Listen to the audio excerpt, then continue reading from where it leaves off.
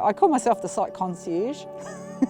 I am the first person that people get to meet when they come in the gate. I'm Andrea and I work for First Security here at Harapaki wind farm. You've really got to be on your toes in this job. We started off in a camper van, parked up on the side of the road, in the snow and the mud.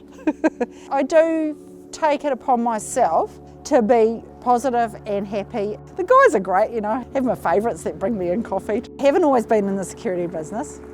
Morning, Kath.